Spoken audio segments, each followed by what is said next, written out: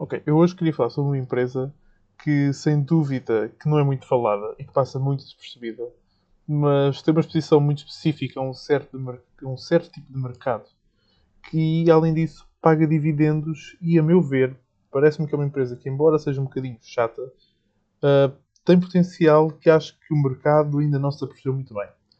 Obviamente estou a falar da Ebro Foods.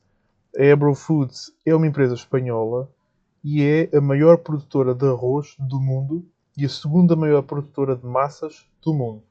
Por exemplo, aqui, para nós que somos portugueses, ela é a dona do arroz Cigala. Mas é dona de muitas outras marcas. Aliás, é a dona de para aí umas 50 marcas por todo o mundo e opera, que eu saiba, nos 5 continentes. E é uma empresa interessante. Para já, nós temos de ver que ela paga um dividendo relativamente bom. Uh, as suas ações, nós temos aqui a olhar, nunca foram diluídas. Aliás, eles lançaram ações no ano 2001, 2002 e nunca mais mexeram nelas. Aliás, têm vindo a diminuir, ou seja, os seus acionistas não estão a ser diluídos. Em termos financeiros, ela, ok, temos aqui, podemos ver que, em primeiro lugar, de facto, ela tem uma data de ações. Elas nunca foram aumentadas ao longo destes anos, mas apenas uma parte minoritária é livre. Ou seja, essa empresa é, de certa forma, privada, em que a maioria das ações são detidas por um grupo de pessoas restrito. Assim, de relance, podemos ver que o price to earnings não é nada mau, 12 é bastante aceitável, especialmente num tipo de empresa que é intensiva em termos de capital, ou seja, é uma empresa de produção, não é um banco, não é nada disso. Um, aqui nós temos de ver que o seu lucro tem vindo lentamente a aumentar ao longo dos anos.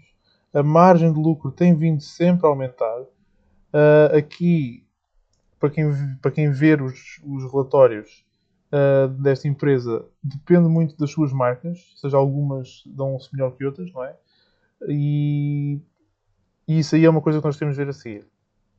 Nós assim de repente podemos ver que o custo do seu negócio é bastante elevado, mas mesmo assim permite-lhe ter lucro que eles usam depois para pagar dividendos. Em termos de dividendos, como temos de ver, também tem uma tendência para subir. Outra coisa que eu gostei foi de ver que a dívida tem vindo a descer. Aliás, eu a seguir já vou mostrar os relatórios delas e eles têm vindo a ter um esforço de pagar a dívida.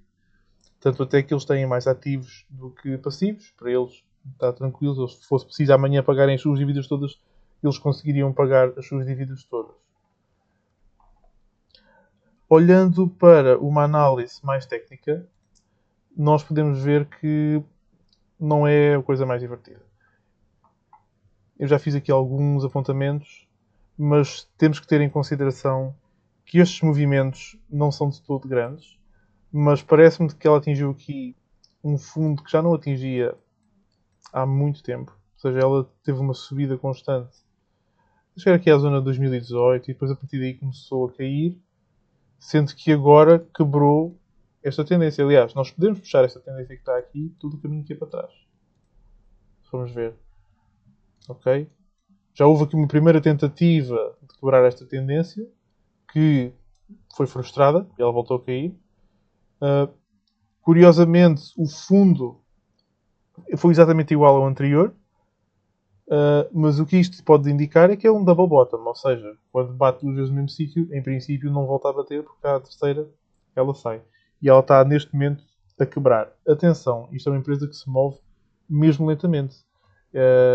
Nós temos de ver que, em termos de percentagem, 40%, que não é mau, mas olhando para o tempo, foi 2 anos.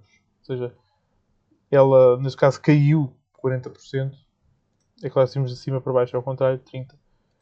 Porque lembramos que quando uma empresa cai, o valor é menor do que quando sobe. Tem a ver com a porcentagem, obviamente. E pá, é lenta. Ou seja, isto não é uma empresa para quem quer fazer uma jogada muito estranha. Isto é uma empresa sólida, é líder de mercado, é uma empresa que tem um negócio muito específico, que é um bem de consumo que todo mundo consome. Eles, além do arroz e das massas, eles também vendem outro tipo de comidas empacotadas ou congeladas e coisas assim desse género. Um, e por isso mesmo tem um negócio que não vai desaparecer muito em breve, não é? A não ser que apareça algum competidor muito forte. Mas a verdade é que é difícil suplantar alguém que já domina o mercado com mais de 50 marcas, não é? Ok, então agora vamos aqui ver a análise dos últimos resultados da empresa. Ela, por acaso, tem um modelo um bocadinho característico em que apresenta os resultados de forma mais detalhada a cada 6 meses e depois tem relatórios mais curtinhos a cada 3 meses. Como estamos no terceiro trimestre deste ano, o relatório mais recente é um dos mais pequeninos. Mas eu acho que isto continua a ser suficiente para nós compreendermos mais ou menos como é que está o rumo desta empresa. Até porque ela é uma empresa que não muda assim tanto ao longo dos anos, não é? Inicialmente nós conseguimos ver que eles dividem o seu negócio logo em arroz e massa, que é o seu negócio no geral, basicamente. Depois tem os resultados totais e as suas dívidas. No que toca ao arroz, aquilo que eu quero mesmo ver é mesmo os resultados em si. Nós podemos ver que nos últimos anos o crescimento das suas vendas foi um pouco pequenino, 3,5%. Neste ano foi quase irrisório, só 0,5%. E assim, esta empresa, ao já ser líder de vendas, ou seja, é a maior empresa de arroz, nisto não facilita as suas vendas, não é? Porque como é que nós crescemos quando já somos os maiores? Um pouco como a Coca-Cola. É claro que o maior crescimento é sempre bom, mas aquilo que eu retiro mais daqui não sequer está nas vendas. Até porque, com o estado atual da economia mundial, eu acho compreensível que o aumento das vendas não seja muito grande, quando pelo menos está aliado àquilo que podemos ver aqui, que é aos lucros de forma mais líquida e, acima de tudo, ao lucro das operações, que têm vindo a aumentar bastante. Um, Nos últimos anos aumentaram 6,4 e 7,2, ou seja, o lucro geral até foi o que aumentou mais. E no último ano aumentou só 5,3. Aliás, só no último ano aumentou 5,3, o que é bastante bom, é melhor do que a inflação. Por isso, a mim parece-me que é uma empresa que está focada na eficiência, ou seja, eles estão-se a tornar mais eficientes em transformar as suas vendas em lucro propriamente dito. O que, a meu ver, é o sinal de um negócio bem gerido. Uh, não só isso, como ao serem mais eficientes, são mais resistentes em termos de crises. Olhando para as massas, podemos ver também uma coisa interessante que é, há uns anos atrás, estava a dar prejuízo. Como podemos ver aqui, no fim de contas, eles retiravam prejuízo e agora têm lucro. Só este ano aumentou 93%. Nos últimos anos aumentou 81%, é os dados que nós temos aqui. Um, Aqui, ao contrário do arroz, as vendas estão um bocadinho melhores. Nos últimos anos estão parecidas com o arroz, mas este ano aumentaram 6,2%, o que é bastante razoável. Ou seja, eles estão-se a focar em aumentar as vendas do seu setor das massas, talvez para igualizar o setor do arroz. Mas aqui também podemos ver a marca de uma empresa que está focada em ser eficiente e em conseguir gerir bem o seu negócio para extrair o máximo de lucro da partir das suas vendas. E isso depois reflete em melhores pagamentos de dividendos para nós investidores e, neste caso, também o pagamento da dívida, que nós podemos olhar aqui, tem vindo a diminuir ao longo dos anos. Nós temos aqui a dívida líquida da empresa e podemos ver que todos os anos ela tem vindo a diminuir. Só este ano diminuiu 13%. De 2022 para cá diminuiu 15%. Ou seja, estão a acelerar o ritmo, porque destes 15%, 13 foram só agora. Eles estão-se a focar bastante em diminuir a sua dívida agora. E eu acho isto também positivo, porque nós estamos num ambiente que é agressivo financeiramente, em que ter dívida é um grande encargo para empresas, até porque os custos têm vindo a aumentar com outras coisas. Custo de eletricidade, custo da mão de obra, tudo o que possamos imaginar. Por isso, conseguirem cortar na dívida para eles está a ser bastante bom.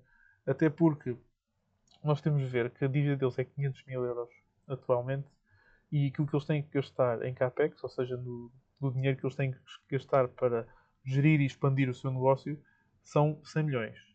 Um, ou seja, se eles conseguirem cortar daqui estes 500 milhões, 500 milhões, estes 500 mil, uh, já estão a reduzir uma boa quantidade, não é? Resumindo, a meu ver, isto é uma empresa com potencial de crescimento, embora não seja grande, porque ela já é uma empresa que é basicamente líder no mercado. É uma empresa, como podemos ver, está presente em muitos países, com muito tipo de marcas e que tem vindo a melhorar as suas áreas de negócio para além do seu principal. É uma empresa que, acima de tudo, tem tendência para crescer, a meu ver, paga dividendos, o que é bom para quem quer ser investidor a longo prazo. E, aliás, isto é uma empresa que funciona muito bem, acima de tudo, a longo prazo, porque ela move-se muito lentamente. Ou seja, ninguém vai ficar milionário ao comprar ações desta empresa. Mas não vai ficar mais pobre porque eles são uma empresa geradora de riqueza, são uma empresa que parece-me, a meu ver, bastante segura e, por isso, com tantos negócios arriscados que há por aqui, às vezes temos que pensar com calma e pensar numa empresa que pode, às vezes, ser simplesmente um negócio estável, tradicional e que é resistente uh, aos conflitos no mundo, às crises que andam por aí, porque toda a gente come arroz, toda a gente gosta de comer massas. Por isso é um negócio que é, a meu ver, está bastante seguro.